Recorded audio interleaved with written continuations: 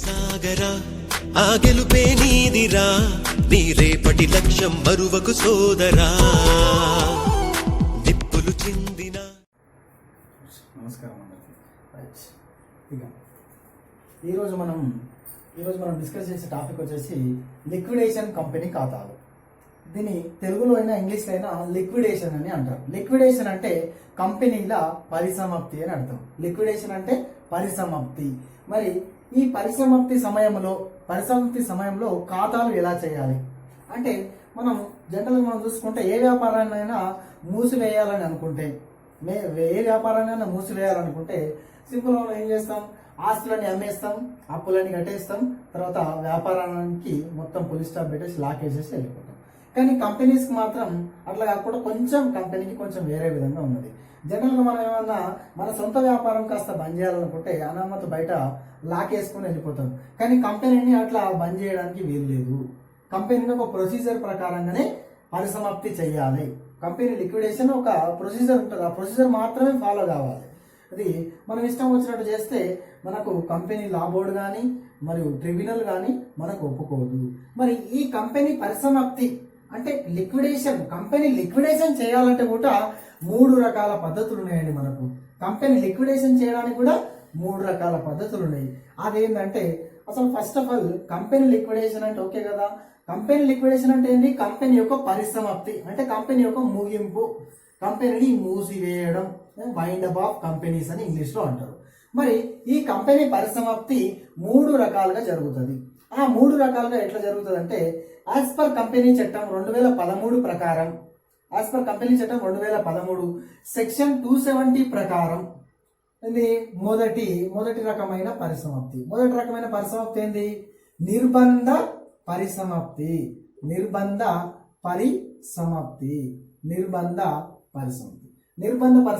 English లో దీన్ని compulsory wind up of company అని అంటారు. నిర్బంధ పరిసమాప్తి అసలు ఇది ఏ సందర్భంలో జరుపుతారు? నిర్బంధ పరిసమాప్తి అంటే మన సంస్థాపన పత్రానికి మనం వ్యతిరేకమైన దిశలో ప్రయాణం చేస్తున్నప్పుడు, కంపెనీ లా బోర్డు మనము ఆ కంపెనీ లా బోర్డుకు మన మిస్టేక్స్ కనిపించినప్పుడు, లేదా కంపెనీల చట్టానికి మనం వ్యతిరేకంగా ప్రయాణం చేసినప్పుడు, లేదా ఈ సమాజంలో ఉన్న కొన్ని చట్టాలకు మనం వ్యతిరేకంగా పోయినప్పుడు ఏమైతుంది? నిర్బంధ పరిసమాప్తి అనే ఆర్డర్ మనకి ఇస్తారు. ఎవరు ఇస్తారు? కంపెనీల ట్రిబ్యునల్ ఇస్తారు. ఆ కంపెనీల ట్రిబ్యునల్ నిర్బంధ పరిసమాప్తి కంపల్సరీ లిక్విడేషన్, కంపల్సరీ మనం వైండప్ చేయాల్సిందే కంపెనీ. అది నిర్బంధ పరిసమాప్తి. ఇక ఈ నిర్బంధ పరిసమాప్తి వచ్చిందంటే మనం ఖచ్చితంగా కంపెనీని క్లోజ్ చేయాల్సిందే, మరొక మార్గం లేదు. కోర్టుకు మనం తర్వాత సంజాయిషి చెప్పుకోవాల్సి ఉంటుంది. కానీ అప్పుడున్న పరిస్థితి ప్రకారం కంపెనీ పరిసమాప్తి చేయాల్సిందే, నిర్బంధ పరిసమాప్తి. నెక్స్ట్ రెండవది చూసుకుంటే స్వేచ్ఛాపూర్వక పరిసమాప్తి.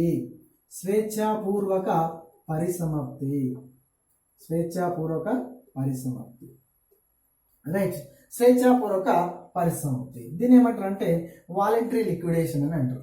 స్వేచ్ఛాపూర్వక పరిసమాప్తి అంటే ఈ స్వేచ్ఛాపూర్వకం మనకు చూసుకుంటే అర్థమవుతుంది. స్వేచ్ఛాపూర్వక పరిసమాప్తి అంటే సభ్యులందరూ కూర్చొని సభ్యులందరూ అంటే ఎవరు? కంపెనీలు ఎవరు ఉంటారు? వాటాదారులందరూ ఒక సాధారణ సమావేశం పెట్టుకొని మన కంపెనీ యొక్క ఆశయం సాధించడం, మన కంపెనీ లక్ష్యాలకు మనం రీచ్ అయినాం, లేదా మనం కంపెనీ ఒక పరిధి అయిపోయింది, 20 సంవత్సరాలు అనుకున్నాం, 20 సంవత్సరాలు పూర్తి అయిపోయింది, లేదా మన కంపెనీ యొక్క లాభాలు ఇంతవరకు వ్యాపారం చేద్దామని అనుకున్నాం, అంతవరకు వ్యాపారం రీచ్ అయినాం, మన లాభాలు అంతవరకు రీచ్ అయినాం, లేదా మన కంపెనీని మనం ఉన్నంత వరకు ఇంతవరకు అంటే మన టార్గెట్ ఇంత అమ్మకాల వరకు మనం నడిపేయాలనుకున్నాం, అంత అమ్మకాల వరకు మనం నడిపించినాం. ఇట్లా మన కంపెనీ మన ఆశయాలు మన లక్ష్యాలు పూర్తయిన తర్వాత ఇక మన జీవితానికి ఓకే, ఈ కంపెనీని పరిసమాప్తి చేసేద్దాం అయిపోయింది అని అనుకున్నప్పుడు సభ్యులందరూ కలిసి స్వేచ్ఛాపూర్వక పరిసమాప్తి చేస్తారు. అంటే దీంట్లో కోర్టు ఇన్వాల్వ్మెంట్ ఉండదు, దీంట్లో మాత్రం కోర్టు ఇన్వాల్వ్మెంట్ ఉంటది. ఇది ఇచ్చేదే ఆర్డర్ కోర్టు. మరి స్వేచ్ఛాపూర్వక పరిసమాప్తి అంటే సభ్యులందరూ కూర్చొని నిర్ణయించుకొని సాధారణ సమావేశం పెట్టుకొని ఒక తీర్మానం పాస్ చేసుకొని కంపెనీల చట్టంకు తర్వాత కంపెనీల ట్రిబ్యునల్కు ఇద్దరికి ఇచ్చినట్లయితే సరిపోతుంది. నెక్స్ట్ మూడవది ఏంటంటే ఫస్ట్ ఏమో నిర్బంధ పరిసమాప్తి, రెండోదేమో స్వేచ్ఛాపూర్వక పరిసమాప్తి, మూడోది ఏంటంటే కోర్టు పర్యవేక్షణలో, కోర్టు అన్న ట్రిబ్యునల్ అన్న ఒకటే అండి, కోర్టు పర్యవేక్షణలో పరిసమాప్తి. కోర్టు పర్యవేక్షణ అన్న దీని ట్రిబ్యునల్ అన్న ఒకటేనండి, కోర్టు పర్యవేక్షణలో పరిసమాప్తి. ఈ కోర్టు పర్యవేక్షణలో పరిసమాప్తి అంటే ఇది ఒక రకమైన స్వేచ్ఛాపూర్వక పరిసమాప్తే. కానీ స్వేచ్ఛాపూర్వక పరిసమాప్తి చేస్తాం కరెక్టే, కానీ ఎక్కువ వాటాదారులు ఉన్న వాళ్ళు ఉంటారు, తక్కువ వాటాదారులు ఉంటారు. ఎక్కువ వాటాదారులు ఉన్న వాళ్ళకు తక్కువ వాటాదారులు ఉన్న వాళ్ళకు నమ్మకం తక్కువగా ఉంటుంది. ఒకరిపైన ఒకరికి అనుమానాలు, ఒకరిపైన ఒకరికి నమ్మకాలు లేకపోవడం. ఏంటంటే ఎక్కువ వాటాదారులు ఉన్నాయి వాళ్ళయన్ని ఆస్తులని తక్కువ ధరకు అమ్ముతారేమో, ఎక్కువ వాటాదారులు వాళ్ళవి ఉన్నాయి, లేకపోతే ఆస్తులు అమ్మకున్నా లాస్ అయినాయని దాచిపెట్టుకుంటారేమో అన్న ఒక అనుమానంతో, వాళ్ళ ఒక సందేహంతో వీళ్ళు కొందరు సభ్యులు కోర్టుకు అప్పీల్ చేసుకుంటే, ట్రిబ్యునల్కు వాళ్ళకు లెటర్ రాస్తే, ఆ ట్రిబ్యునల్ ఏం చేస్తుంది, మీరు పరిసమాప్తి చేసుకోండి కానీ నేను సూపర్వైజ్ చేస్తా, అంటే పర్యవేక్షణ చేస్తా, మీరు కంపెనీని పరిసమాప్తి చేసుకోండి, నేను మీ పైన సూపర్వైజ్ చేస్తా. అంటే నేను ఏంటి, ఒకవేళ మిస్టేక్స్ ఏమైనా చేస్తే మీరు ఇంత ఆస్తి, ఎగ్జాంపుల్ 1,00,000 ఆస్తిని మీరు అనుకోకుండా 10,000కే అమ్మేస్తే, 1,00,000 ఆస్తిని 10,000కే అమ్మేస్తే అప్పుడు నా పర్యవేక్షణ జరుగుతుంటది కాబట్టి నేను సూపర్వైజ్ చేస్తున్నా కాబట్టి వచ్చి అబ్జెక్షన్ చేస్తా. కానీ ఏంటి, కోర్టు పర్యవేక్షణలో నడుస్తుంటది కాబట్టి నేను అబ్జెక్షన్ చేస్తా.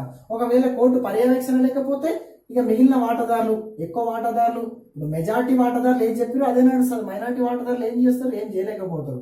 కాబట్టి మైనార్టీ వాటాదారుల రక్షణ కొరకు కోర్టుకు కానీ ట్రిబ్యునల్కు కానీ వాళ్ళకు అప్పీల్ పెట్టుకుంటే ఆ అప్పీల్ ప్రకారంగా కోర్టు పర్యవేక్షణలో కంపెనీ యొక్క పరిసమాప్తి జరుగుతుంది.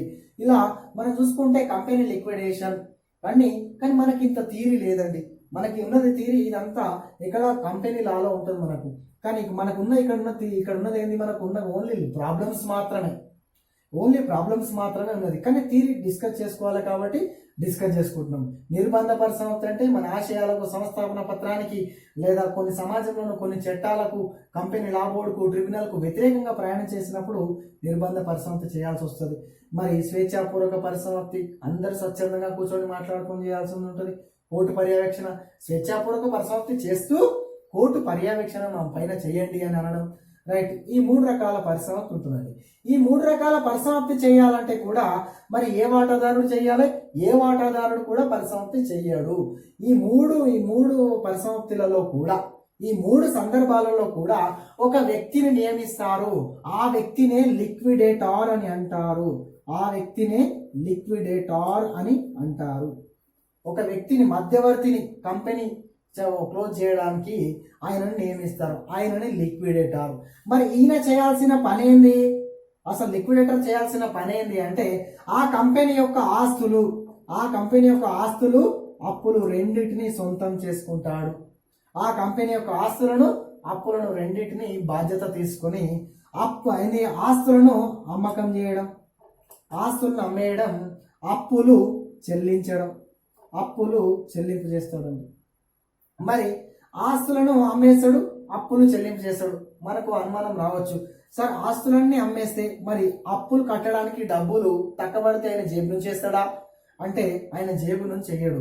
కానీ దానికే ఆస్తులు అమ్మేసి అప్పులు కట్టడానికే మనకు ఒక ప్రొసీజర్ ఉంటుంది. ఆ ప్రొసీజర్ ఫాలో అయినామంటే, ఆ సీక్వెన్స్ ఫాలో అయినామంటే మనకు క్లియర్గా ఉంటుందండి. ఇక మనకు ఆ మధ్యవర్తి లిక్విడేటర్. మరి ఆ లిక్విడేటర్ సంబంధించిన ఖాతాను తయారు చేయడమే లిక్విడేషన్ ఖాతాలు. ఈ లిక్విడేటర్ యొక్క ఖాతా తయారు చేయడమే లిక్విడేషన్ ఖాతాలు. ఒకే ఒక స్టేట్మెంట్ ఉంటుంది. ఆ స్టేట్మెంట్ క్లియర్గా మనం గుర్తుపెట్టుకున్నామంటే మనకు ఖచ్చితంగా యూనిట్ నుంచి 16 మార్కులు వస్తాయి. 12 మార్కులు లాంగ్ క్వశ్చన్, 4 మార్కులు షార్ట్ క్వశ్చన్. ఇక నెక్స్ట్ వచ్చేసి మనకు లిక్విడేటర్, ఈయనకు సంబంధించిన ఒక స్టేట్మెంట్ నేర్చుకుంటే సరిపోతుంది. రైట్. లిక్విడేషన్ అనగా అర్థమైంది కదండి. లిక్విడేషన్ అనగా ఏంటి, కంపెనీని క్లోజ్ చేయడం, అంటే కంపెనీని ముగింపు చేయడం, కంపెనీని వైండప్ చేయడం. మరి అది ఆ వైండప్ చేయడం 3 రకాలుగా. వైండప్ ఎవరు చేస్తారు, లిక్విడేటర్ మధ్యవర్తిగా నియామకమైన తర్వాత ఆయన ఆస్తులను అమ్మేసి అప్పులను చెల్లిస్తాడు. ఈ ఆస్తులను అమ్మేసి అప్పులను చెల్లించడానికి తయారు చేసే ఖాతానే లిక్విడేటర్ అంతిమ ఖాతా. ఈ ఖాతా ఒకటే. మరి ఈ ఖాతా ఒకటి మనం తయారు చేసుకున్నామంటే ఇది ఒక్క స్టేట్మెంట్. దీని ఇంగ్లీష్ ఏమంటే లిక్విడేషన్ ఫైనల్ స్టేట్మెంట్ అని అంటారు. కొందరు అకౌంట్స్ అని అంటారు, కొందరు స్టేట్మెంట్ అని అంటారు. మనం కూడా అకౌంట్స్ అని అనుకుంటే అయిపోతుంది కదా. కాబట్టి లిక్విడేటర్ అంతిమ ఖాతా మనం దీన్ని చూసుకుంటూ సరిపోతుంది. ఇది ఒకటే స్టేట్మెంట్ అండి ఈ యూనిట్లో ఉన్నది. ఆ ఒక్క స్టేట్మెంట్ అంటే ఇంకొకటి ఉంటుంది, ఇంకోటి స్టేట్మెంట్ ఆఫ్ అఫైర్స్ అని ఉంటుందండి. స్టేట్మెంట్ ఆఫ్ అఫైర్స్ అంటే వ్యవహారాల నివేదిక.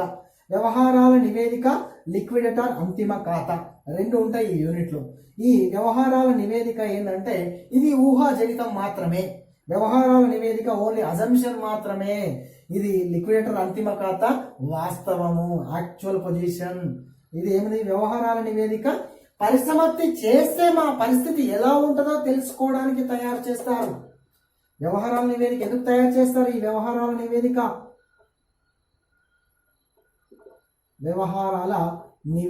ఈ వ్యవహారాల నివేదిక ఎందుకు తయారు చేస్తారు?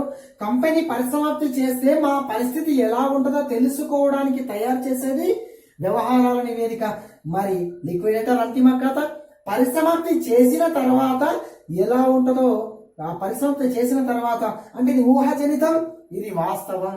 ఇది ఊహాజనితం అండి, ఇది వాస్తవం అండి. మనకు ఫైనల్ ఎగ్జామ్లో దీని నుంచి ఒక ప్రాబ్లం, దీని నుంచి ఒక ప్రాబ్లం వస్తుంది. ఎక్కువ మట్టుకు దీని నుంచే రెండు కూడా రావచ్చు. దీని నుంచే రెండు రావచ్చు, లేదా దీని నుంచి ఒకటి వస్తుంది. మళ్ళీ షార్ట్ క్వశ్చన్ దీని నుంచి ఒకటి వస్తుంది. కాబట్టి మనం లిక్విడేటర్ అంతిమ ఖాతా నివేదికను ఈరోజు మనం తెలుసుకుందాం.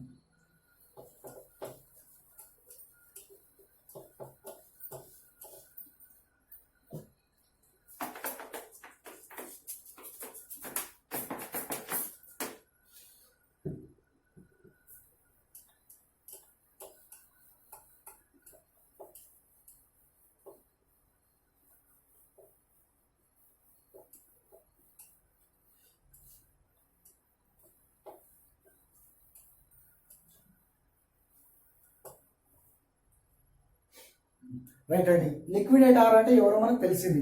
లిక్విడేటర్ అంటే ఎవరు? కంపెనీ పరిసమాప్తి చేసే సమయంలో నియామకమైన వ్యక్తి, అంటే మధ్యవర్తి.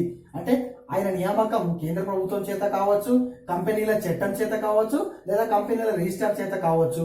అట్లా నియామకం. కొన్ని సందర్భాలలో వాటాదారుల చేత కూడా నియామకం అవుతారు. ఎవరు నియామకం అవుతారు? లిక్విడేటర్ నియామకం అవుతారు. ఆయనకు సంబంధించిన ఖాతానే మనం తయారు చేయాలి. లిక్విడేటర్ అంతిమ ఖాతా నివేదిక, లిక్విడేటర్ ఫైనల్ స్టేట్మెంట్ అని ఉంటుంది. రైట్. Next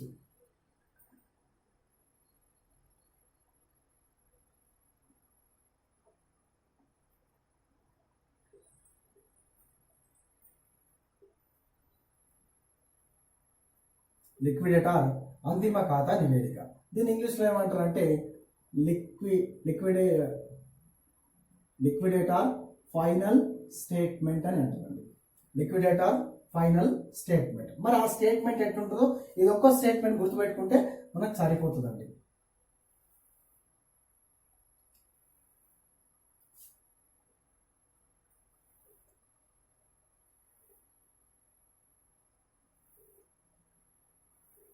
right.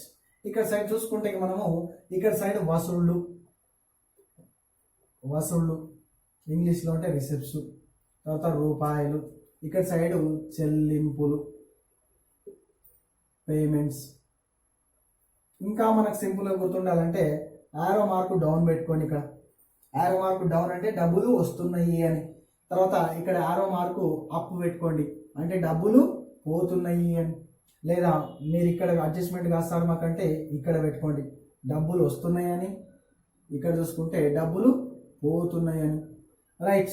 లిక్విడేటర్ అంతిమ ఖాతా నివేదిక. దీనికి సంబంధించి సేమ్ ఇది వసూలు చెల్లింపుల ఖాతా లాగానే ఉంటుందండి, సేమ్ అట్లనే. రైట్. మరి లిక్విడేటర్ ఏం చేస్తాడు? ఆస్తులను అమ్ముతాడు, అప్పులను చెల్లిస్తాడు. మరి ఏమేమి ఆస్తులను అమ్ముతాడు అంటే కంపెనీకి ఏమేమి ఆస్తులు ఉంటాయి? ఫర్నిచర్ ఉంటుంది, భవనాలు ఉంటుంది, సరుకు ఉంటుంది, రకరకాల రుణగ్రస్తులు అవన్నీ కూడా వచ్చే డబ్బులని వసూలు చేసేటి అప్పులు ఇప్పులు అన్నీ కూడా ఉంటాయి కదండి. అవన్నిటిని మనము డెబిట్ సైడ్న తీసుకోవాలి. రైట్. టు ఆస్తుల అమ్మకం. ఏమేమి ఆస్తుల అమ్మకం అంటే అవి. రైట్. ఎగ్జాంపుల్ సరుకు ఉంటుందండి, సరుకు. తర్వాత రుణగ్రస్తులు అంటే రుణగ్రస్తులను అమ్మరు కానీ వసూలు చేస్తారు, రుణగ్రస్తులు. తర్వాత నెక్స్ట్ చూసుకుంటే భవనాలు,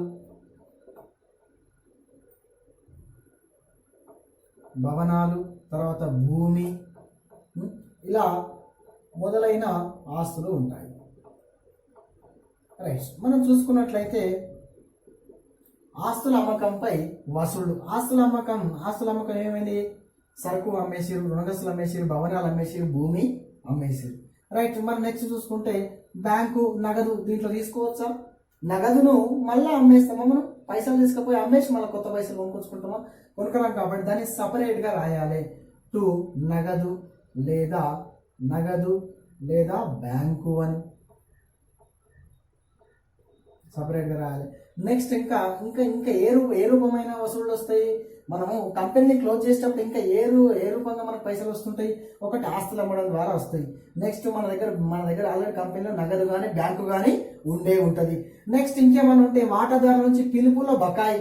ఏమైనా పిలుపుల బకాయి ఉంటే కూడా ఆ సమయం లోపల చెల్లించండి అంటే చెల్లిస్తుంటారు కదా, ఎందుకంటే క్లోజ్ అయిపోతున్న కంపెనీ కాబట్టి చెల్లిస్తుంటారు.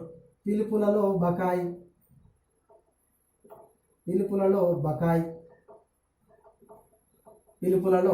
బకాయి ఇంకేమైనా ఉంటాయి. రైట్, ఇంకేమన్నా మనకు రావాల్సిన చెల్లింపులు ఇంకేమైనా ఉంటే కూడా అవన్నీ తీసుకోవచ్చు. ఒక్కొక్కసారి ఏం చేస్తారంటే ఒక ఆస్తిని ఒక ప్లేస్ లో తనఖా ఉంచి అప్పు తెచ్చుకుంటారు, హామీ ఉంచి అప్పు తెచ్చుకుంటారు ఒక్కొక్క ఆస్తి. రైట్, ఎగ్జాంపుల్ మనం చూసుకున్నట్లయితే ఒక యంత్రం ఏం చేసినట్టే యంత్రము ఒక ప్లేస్ లో తనఖా పెట్టి అప్పు తెచ్చుకున్నాడు. సపోజ్ ఎగ్జాంపుల్ మనం చూసుకున్నట్లయితే పెద్ద వెహికల్స్ అని బ్యాంకులో లోన్ తీసుకున్నామని అనుకున్నాం.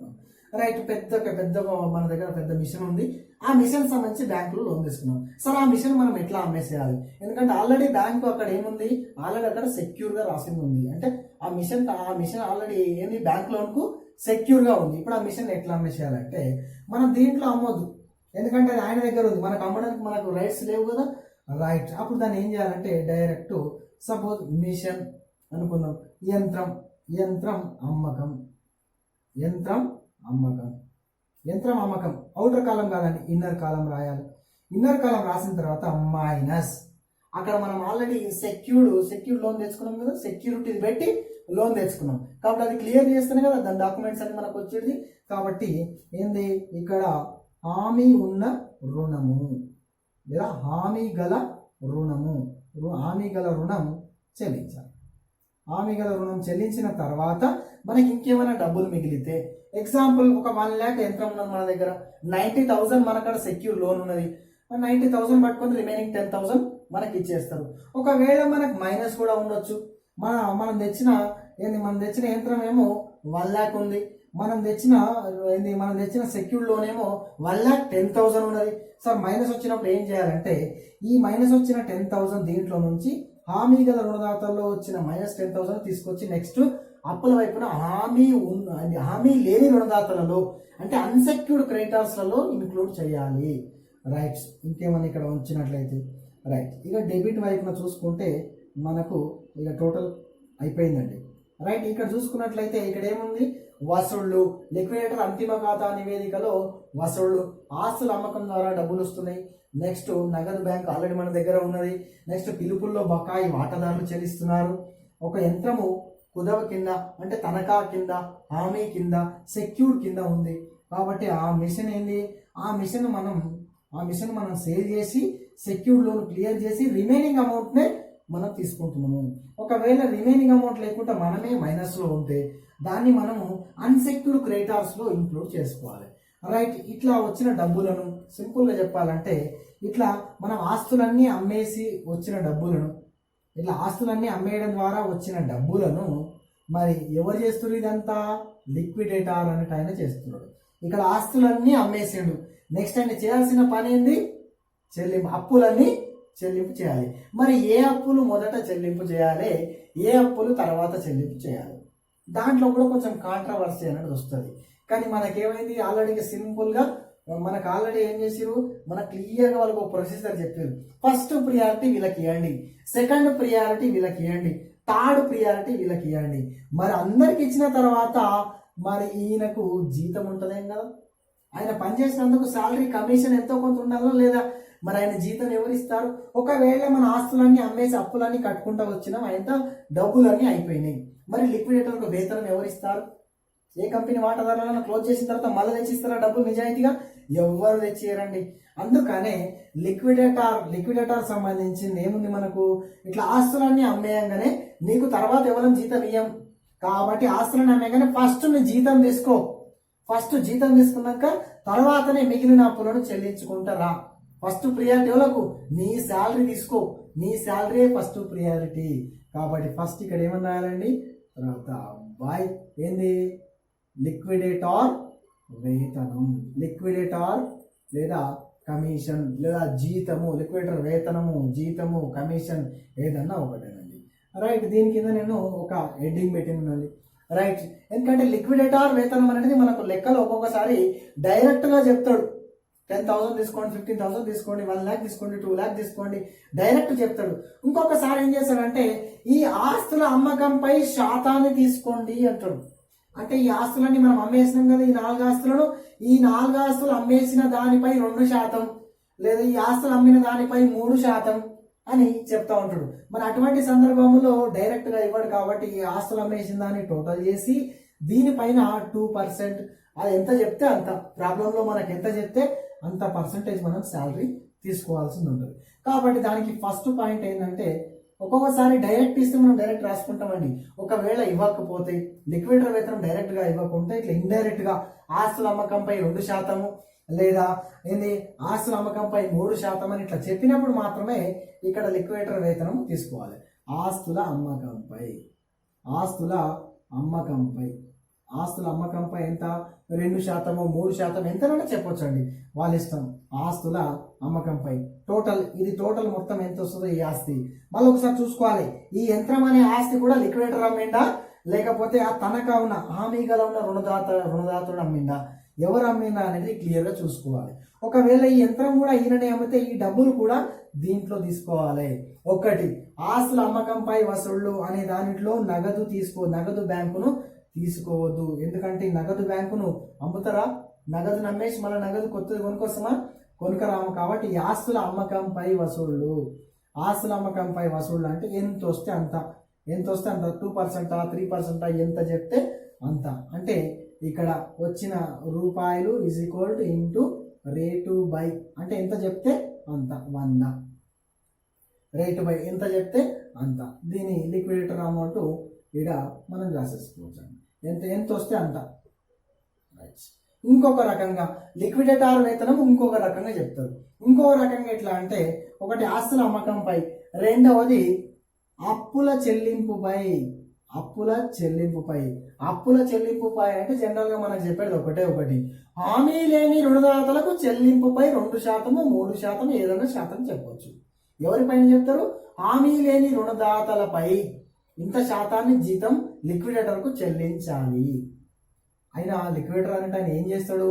కంపెనీ పరిసమాప్తి చేయడానికి నియామకమైన మధ్యవర్తి. మరి నియామకమైన ఆయనకేంది అంటే ఆయనకు వేతనము లేదా జీతము లేదా కమిషన్ చెల్లిస్తారు. అది ఎలా చెల్లిస్తారు అంటే కొన్ని ప్రాబ్లమ్స్ లో మనకు డైరెక్ట్ గా ఇస్తాడు, కొన్ని ప్రాబ్లమ్స్ లో మనకు ఆస్తుల అమ్మకంపై 2%, 3% తీసుకో, లేదా అప్పుల చెల్లింపుపై 2%, 3% తీసుకో. ఏ అప్పు అంటే వాళ్ళు చెప్పిన దాన్ని బట్టి. ఎక్కువ ప్రాబ్లమ్స్ లలో హామీ లేని రుణదాతలపై 2% లేదా హామీ లేని రుణదాతలపై 3% అని ఇట్లా చెప్తా ఉంటాడండి. రైట్, ఈ హామీ లేని రుణదాతల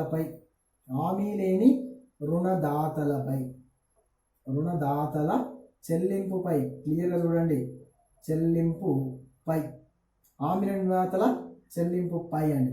హామీ లేని రుణదాతలపై కాదు, హామీ లేని రుణదాతల చెల్లింపుపై.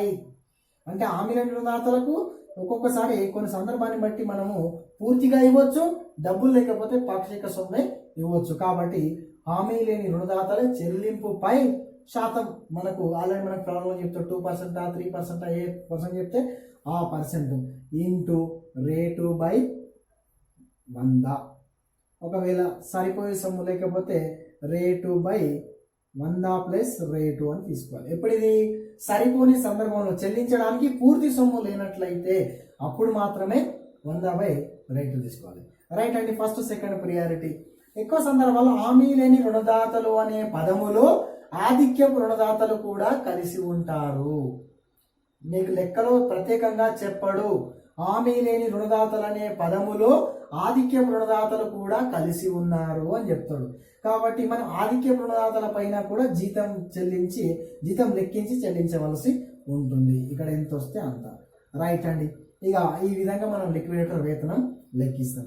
నెక్స్ట్ చూసుకున్నట్లయితే సెకండ్ ప్రియారిటీ, ఫస్ట్ ప్రియారిటీ వేతనం ఇచ్చినాం, మరి సెకండ్ ప్రియారిటీ ఏమి ఇవ్వాలి అంటే లిక్విడేషన్ ఖర్చులు. లిక్విడేషన్ ఖర్చులు ఏముంటాయండి బంద్ చేసేటప్పుడు అంటే మేము కంపెనీని బంద్ చేస్తున్నాం అని పేపర్ ప్రకటన ఇవ్వాల్సి వస్తుంది, పేపర్లలో యాడ్స్, టీవీలలో యాడ్స్ ఇవ్వాల్సి వస్తుంది. లిక్విడేషన్ ఖర్చులు కొన్ని ప్రొసీజర్ ఉంటుంది. ఇక్కడ చూడండి, యంత్రం అమ్మినప్పుడు ఈ యంత్రం యొక్క డాక్యుమెంట్స్ అని ఎక్కడ ఉన్నాయి, ఇక్కడ హామీ గల రుణదాత దగ్గర ఉన్నాయి. ఈ లోన్ క్లియర్ చేసి డాక్యుమెంట్స్ అని రావాలంటే డాక్యుమెంట్ ఛార్జెస్ అవుతాయి. ఇవన్నీ కూడా లిక్విడేషన్ ఖర్చులు. తెలుగులో దీన్ని పరిసమాప్తి ఖర్చులు, లిక్విడేషన్ ఎక్స్పెన్సెస్ ఇంగ్లీష్లో. తెలుసుకుంటే లిక్విడేషన్ ఖర్చులు అని, ఇంగ్లీష్లో అయినా తెలుగులోనే ఎక్కువ మటుకు లిక్విడేషన్ అనే ఎక్కువ టైమ్స్ ఎక్కువ సందర్భాలలో వాడుతుంటారు. పరిసమాప్తి అనేది తక్కువ సందర్భాల్లో వాడుతుంటారు. Next first priority, second priority. Next third priority ఎవరికి ఇవ్వాలి మరి? థర్డ్ ప్రియారిటీ ఎవరికి ఇవ్వాలి? డిబెంచర్దారులకు చెల్లింపు. థర్డ్ ప్రియారిటీ ఎవరికి ఇవ్వాలి? డిబెంచర్లు. నెక్స్ట్ మరి ఫోర్త్ ప్రియారిటీ ఎవరికి ఇవ్వాలి? వీళ్ళకంతా ప్రియారిటీ వైజ్ అండి. ఫస్ట్ వీళ్ళకి ఇస్తాం, తర్వాత వీళ్ళకి ఇస్తాం అంటే కాదు. ఖచ్చితంగా ఇదే ప్రియారిటీ ఫాలో కావాలి. ఖచ్చితంగా ఈ ప్రియారిటీ ఫాలో అయితేనే మనకు ప్రొసీజర్ ఫాలో అయినట్టు. ఈ ప్రియారిటీ ఫాలో కాకపోతే డబ్బులు మనకు అసలు వాస్తవంగా చెప్పాలంటే అసలు లెక్కనే ప్రాబ్లమే రాదు మనకు. కాబట్టి ఇదే ప్రియారిటీ ఫాలో కావాలి మనం. ఇక్కడ ఏదైతుందో అక్కడ అదే ఉండాలి. డిబెంచర్లు. నెక్స్ట్ ప్రియారిటీ ఎవరికి చెల్లించాలి అంటే ఆధిక్యపు రుణదాతలు. ఆధిక్యపు వాటాదారులు కాదు, ఆధిక్యపు రుణదాతలు. నెక్స్ట్ ప్రియారిటీ హామీ లేని రుణదాతలు. ఒకటి మీరు చూసుకున్నట్లయితే సార్ గీడగుట హామీ లేని రుణదాతలు అని రాశారు కదా అంటే హామీ లేని రుణదాతల చెల్లింపుపై లిక్విడేటర్ వేతనం నేను రాసింది. హామీ లేని రుణదాతలకు చెల్లింపు చేయలేదు. ఎంత చెల్లింపు చేస్తున్నామో దాని మీద 2% or 3% లిక్విడేటర్ వేతనం ఇచ్చిన నేను, అంతేగాని లిక్విడేషన్ హామీ లేని రుణదాతలకు సొమ్ము చెల్లించలేదు.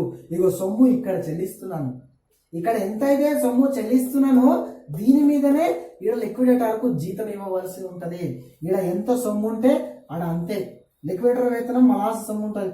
ఎగ్జాంపుల్ ఒక 1 lakh ఉన్నది, కానీ మన దగ్గర డబ్బులు ఓన్లీ 75,000 ఉన్నాయి అంటే మనం ఉన్నంతకే ఇవ్వాలి. లేదు మనం లిక్విడేటర్ అయితే జేబులకి తీసి ఇవ్వడు కదా.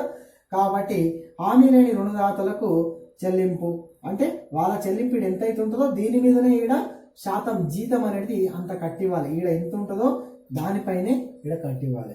నెక్స్ట్ ప్రియారిటీ ఎవరు? హామీ లేని రుణదాతల తర్వాత ఆధిక్యపు వాటాదారులు.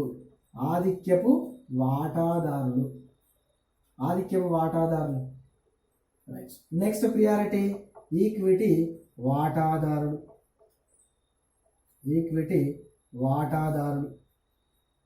ఇక ప్రాబ్లం క్లోజ్ అయిపోయిందని మనకు.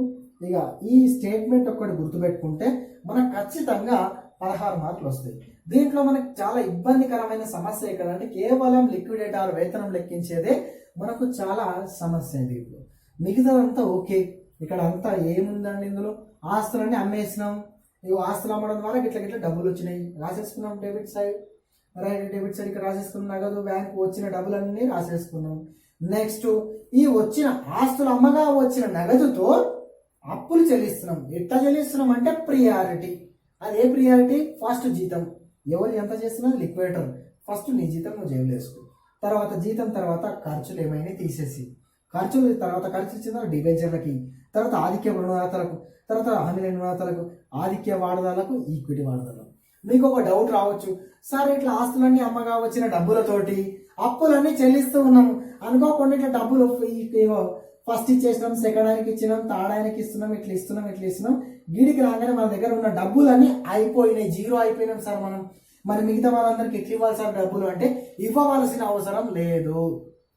ఎందుకు సార్ అట్లా? మరి వీళ్ళ గుట్టి ఇవ్వాలి కదా, మీరు ప్రొసీజర్ రాపిస్తున్నారు కదా అంటే ఇక్కడ మనకు వచ్చిన డబ్బులు ఎంతవరకు అడ్జస్ట్మెంట్ అయితే అంతవరకు మాత్రమే పంపిణీ చేయాలి, అందరికీ చెల్లించాలని ఏమీ లేదు.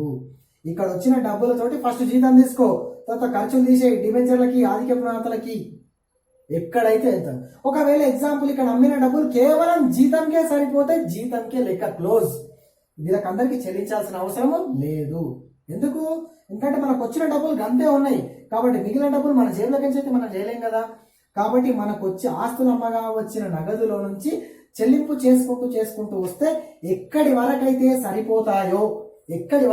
సరిపోతాయో అక్కడికే ప్రాబ్లాన్ని క్లోజ్ చేయాలి. అక్కడి వరకే మన లెక్కను క్లోజ్ చేసేయాలి. మిగిలిన వాళ్ళకు చెల్లింపు చేయకూడదు. ఎందుకు? మన దగ్గర డబ్బులు అయిపోయినాయి, ఇత్తమంటే కూడా ఏడున్నాయి, ఇక మన జేబులకి తీసి ఇవ్వాల్సి వస్తుంది. ఏ లిక్విడేటర్ అయినా జేబులకి తీసి అయితే ఇవ్వలేడు కదా. కాబట్టి ఇక్కడ ఆస్తులమ్మగా వచ్చిన నగదును ఎట్లా, ఆస్తులమ్మగా వచ్చిన సొమ్మును ఏం చేయాలి? ఫస్ట్ వేతనం, జీతం, అంటే వేతనం అన్నా జీతం అన్నా కమిషన్ అన్నా ఒకటే. ఫస్ట్ వేతనం జీతం తీసుకోవాలి, సెకండ్ ఖర్చులు తీసుకోవాలి, థర్డ్ డిబెంచర్లు. ఎందుకు? ఇవన్నీ సరిపోతున్నాయి. ఫస్ట్ వేతనం తీసుకున్నావు, డబ్బులు ఇంకా మిగిలినాయి, ఖర్చులు తీసినావు ఇంకా మిగిలినాయి, డిబెంచర్లకు చెల్లించినావు అయిపోయినాయి, వీడికే లెక్క క్లోజ్. ఇక నెక్స్ట్ ఆదిక్య వాటాదారులకు కొన్ని మిగిలినాయి, వాళ్ళకి ఇచ్చినావు. అట్లా ఇచ్చుకోండి. నీకు డబ్బులు సరిపోయేటంత వరకు, డబ్బులు ఎంతవరకు సర్దుబాటు అయితే అంతవరకు పంపిణీ చేయాలి. కొన్ని ప్రాబ్లమ్స్లో డిబెంచర్లకు ఇవ్వగానే డబ్బులన్నీ అయిపోతాయి, ఆడికే డబ్బులన్నీ అయిపోతాయి. ఎందుకంటే మన ఆస్తులు అమ్మితే తక్కువగా అమ్ముడుపోయినాయి, మనం చేసిన అప్పులు ఎక్కువగా ఉన్నాయి. దానివల్ల మనం ఇక్కడ పంచుకుంటూ ఎక్కడ వరకైతే మనకు డబ్బులు సర్దుబాటు అవుతాయో, ఎక్కడ వరకైతే మనకు అడ్జస్ట్మెంట్ అవుతాయో అక్కడికి మన ప్రాబ్లాన్ని క్లోజ్ చేయాలి. మిగిలిన వాళ్ళందరికీ ఇవ్వాలి కదా సార్ అంటే ఇవ్వనవసరం లేదు. ఎందుకంటే డబ్బులు లేనప్పుడు మనం తీసైతే ఇవ్వలేము. కాబట్టి ప్రొసీజర్ ఇలానే ఫాలో కావాలి. ఫస్ట్ ప్రియారిటీ ఇది ఏంది? వేతనం. సెకండ్ ఖర్చులు, థర్డ్ డిబెంచర్లు, ఫోర్త్ ఆధిక్యపు రుణదాతలు, వాటాదారులు కాదండి, రుణదాతలు. నెక్స్ట్ ఫిఫ్త్ ప్రియారిటీ హామీ లేని రుణదాతలు. సిక్స్త్ ప్రియారిటీ ఆధిక్యపు వాటాదారులు. సెవెంత్ ప్రియారిటీ ఈక్విటీ వాటాదారులు. ఇచ్చిన తర్వాత కొన్ని ప్రాబ్లమ్స్లలో ఇచ్చిన తర్వాత కూడా ఇంకా అమౌంట్ మిగిలి ఉంటుంది. అందరికీ పంపిణీ అన్ని అప్పులు చెల్లించిన తర్వాత కూడా ఇంకా డబ్బులు మిగులుతాయి. ఇంకా డబ్బులు మిగిలితే వారి యొక్క నియమావళిని, సంస్థాపన పత్రాన్ని పరిశీలించాలి.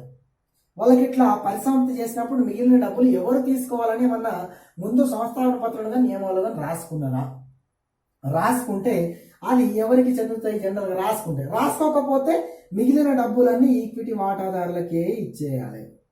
మిగిలిన డబ్బులన్నీ ఈక్విటీ వాటాదారులకే సొంతం చేయాలి. ఇట్లా మనం ఆస్తులన్నీ అమ్మేసి అప్పులన్నీ చెల్లించుకుంటా వస్తున్నాం. అన్ని అప్పులు చెల్లించినాక కూడా ఇంకా మన దగ్గర ఆ డబ్బులు మిగిలినవి. ఆ డబ్బులన్నీ ఈక్విటీ వాటాదారులకే ఇవ్వాలి. ఒకవేళ ప్రత్యేకమైన ఏమైనా ఒప్పందం ఉంటే, నియమావళిలో ప్రత్యేకమైన ఒప్పందం సంస్థాపనలో రాసుకుంటే, ఇట్లా కంపెనీ పరిసమాప్తి సమయంలో అన్ని అప్పులు కట్టిన తర్వాత కూడా ఇంకా డబ్బులు మిగిలినట్లయితే ఆ డబ్బులు అధిక వాటాదారులకు, ఈక్విటీ వాటాదారులకు ఈ నిష్పత్తిలో మేము పంచుకుంటామని రాసుకుంటే, ప్రత్యేకంగా నిబంధన మనం రాసుకుంటే వాళ్లకు నిష్పత్తి ప్రకారం పంచాలి.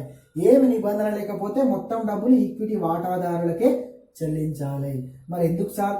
మరి వీళ్ళకి ఫస్ట్ ఇవ్వచ్చు కదా, వీళ్ళకి లాస్ట్ ఇవ్వచ్చు కదా అంటే, వాళ్ళు కంపెనీ ప్రొసీజర్ ప్రకారంగా వాళ్ళు వచ్చిన లిక్విడేటర్ వేతనం